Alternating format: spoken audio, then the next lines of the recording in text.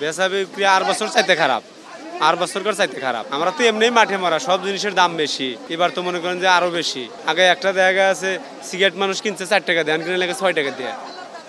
আগে গতবারের চাইতে খাবারের চাইতে এবার খাবার অনেক দাম। দাম হিসাবে গরুর দাম নাই। গরুতে মনে করেন যে অনেক লস, যে যা খাওয়াইছি যা কিনছি কিনার থেকে মনে করেন যে খাবার টাকা ভরা লাগতেছে। ব্যবসা আর কি করবো, 6 মাস 7 মাস দড়ি টানছি, এখানে সব পাও বিফলে। গোটার দাম চাইতেছে হলো কি 250, 140 বলে মানুষ, তার বেশি বলে না। না, গরু এখনো কিনা হয় নাই, দেখছি দাম আগের থেকে না বেশি, গতবারের থেকে দামটা বেশি।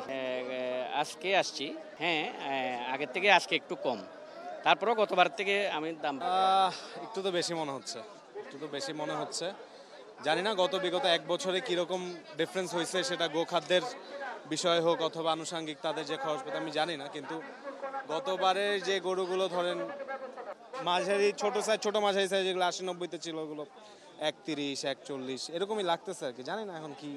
আসলে গরু কেনাতে ইম্পর্টেন্ট রয়েছে, রাখাল কখনো গরুর দাম দিতে পারে না, এটা চিরন্তন সত্য কথা। মানে গরুর দাম মোটামুটি ছাড়তেছে না, আমার মনে রাত হলে ছেড়ে দিবে, যদি ছাড়ে তাহলে সবাই এখান থেকে গরু নিতে পারবে, আমার বিশ্বাস। এখন চলে মোটামুটি একটু মনে বেশি আমার থেকে মনে হইতেছে, কারণ গতবার আমরা যে দামে গরু নিয়েছি তার থেকে একটু বেশি মনে হইতেছে আমার কাছে। এটা ইন্ডিয়ার থেকে সংগ্রহ করা হয়েছে আর কি, 2 বছর আগে আনা হয়েছে আমাদের কামার। দুইটা 20 লাখ টাকা দাম হয়েছে। কিছু একদিন মনে বলছিল দুইটা 14 লাখ পর্যন্ত হয়েছে। আসলে কিছু একটু মানে কম বেশি করে ছেড়ে দেওয়া হবে আর কি।